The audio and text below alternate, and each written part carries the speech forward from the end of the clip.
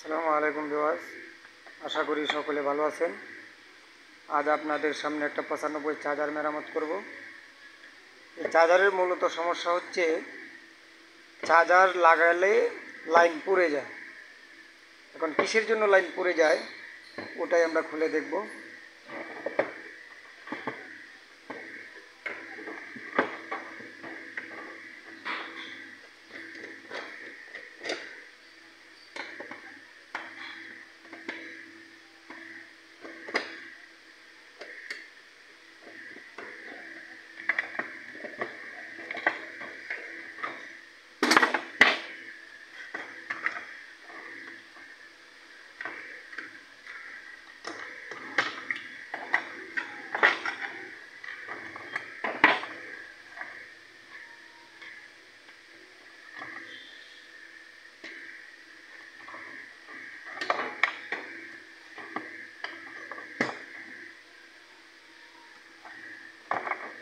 আমরা সর্বপ্রথমে লাইনটা লাগিয়ে দেখে নেব যে চার্জারের সমস্যা কি।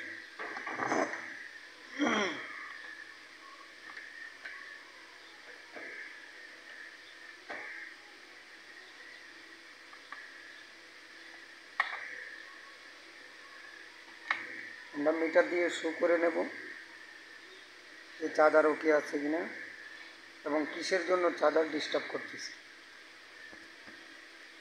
আপনাদেরকে দেখিয়ে নিন, এই যে এই জায়গায় 50 ভোল্ট লেখা আছে। সবসময় ভোল্টেজ মাপার সময় এই যে আমি ফালে এদিকে দিচ্ছি, এই যে 50 ভোল্ট এখানে রেখে আপনারা চার্জার মেপে দেখবেন যে এখানে 48 ভোল্ট শো করে দিন।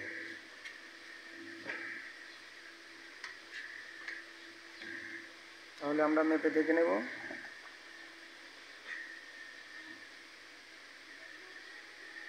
দেখেন ভিউয়ার্স, আমার মিটারটার দিকে লক্ষ্য করেন, যেই দেখেন কাটা শো করতেছে, অর্থাৎ আমাদের চার্জার ঠিক আছে। কিন্তু কিসের জন্য তার পুড়ে যাচ্ছে ওটা দেখার বিষয়। আমরা দেখব কিসের জন্য তার পুড়ে যায়।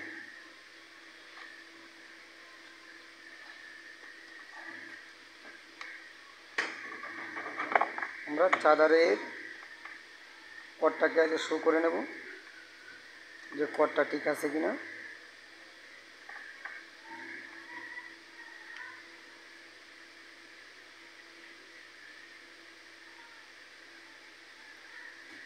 দেখুন ভিউয়ার্স, আপনাদেরকে দেখানোর সুবিধার্থে, মূলত একলা ভিডিও করতেছি তো কেউ নেই ধরার মতো।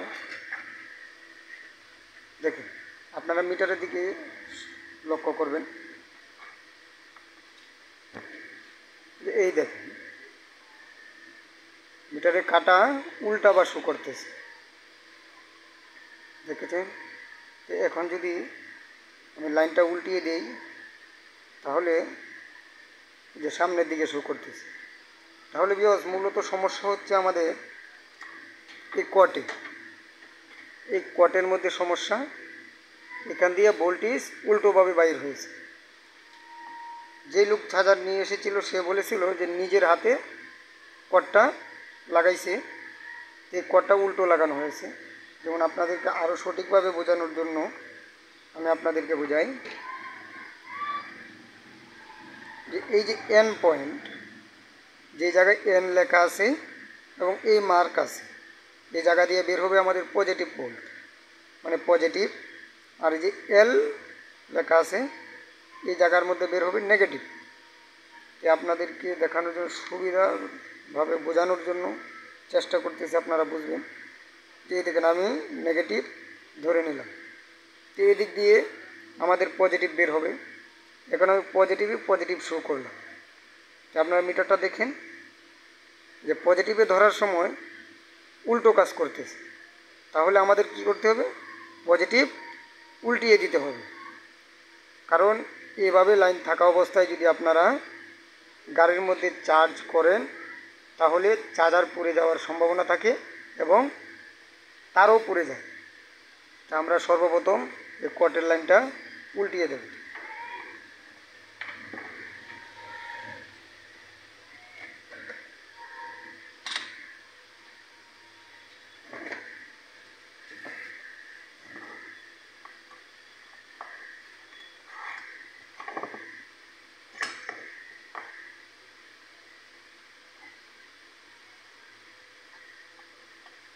এই যে ভিউয়ার্স দেখেন আপনাদেরকে সুবিধার ক্ষেত্রে যে এই ডায়োডের পজিটিভ অংশ হচ্ছে, বুঝবেন এই সাদা চিহ্ন দিকে, যেটা পজিটিভ। এখন এখানেই দেখেন ভিউয়ার্স এই পজিটিভের সঙ্গে যে তারটা কানেক্ট হয়েছে, এখানে কিন্তু নেগেটিভ লাগানো আছে। এই যে পজিটিভের ডায়োডের যে কানেকশন আছে, এই কানেকশনের সঙ্গে নেগেটিভ তার জোড়া দেওয়া আছে। এই নেগেটিভ তার জোড়া দেওয়া হয়েছে, আর নেগেটিভের জায়গায় পজিটিভ বসানো হয়েছে। এই পজিটিভ এই অংশে আসবে, আর এই নেগেটিভটা এদিকে আসবে। তারপরে আপনাদেরকে আরেকটু সহজভাবে বুঝাই, তাহলে আপনারা বুঝবেন। যেরকম দেখেন, এই দেখেন এই জায়গার মধ্যে দিছে ডিসি মাইনাস। এই ডিসি মাইনাসের জায়গার মধ্যে আপনি যদি পজিটিভ লাগান তাহলে সমস্যা হবে। আবার এই জায়গার মধ্যে দেখেন দেওয়া আছে ডিসি প্লাস, তাহলে আমাদের কি করতে হবে, এই লাইনটাকে উল্টিয়ে দিতে হবে। আমরা আগে লাইনটা উল্টিয়ে দিই, তারপরে আরও বিস্তারিত আলোচনা করব।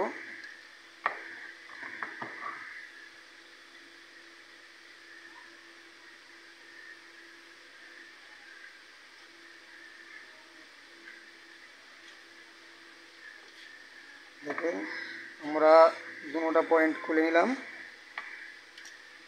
এখন আমাদের যা করতে হবে, এই যে পজিটিভ, আমরা পজিটিভ তার হাতে নিয়ে নিই। এখন এই যে এই জায়গায় ডিসি প্লাসের জায়গায় আমরা পজিটিভ বসিয়ে দেব।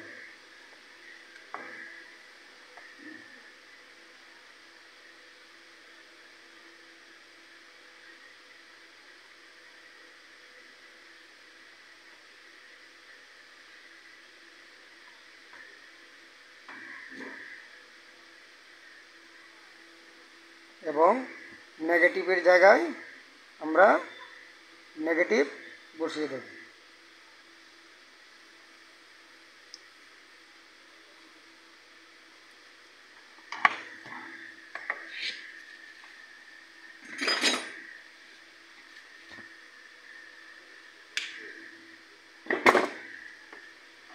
তারের মাথাটা একটু সমস্যা ছিল, তাই কেটে দিলাম।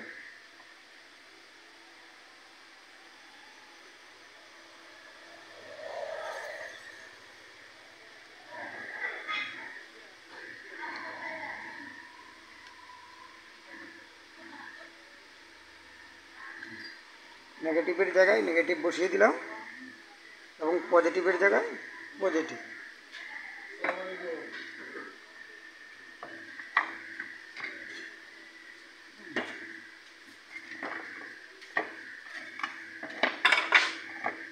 এখন আমরা ভোল্টেজ মেপে দেখব।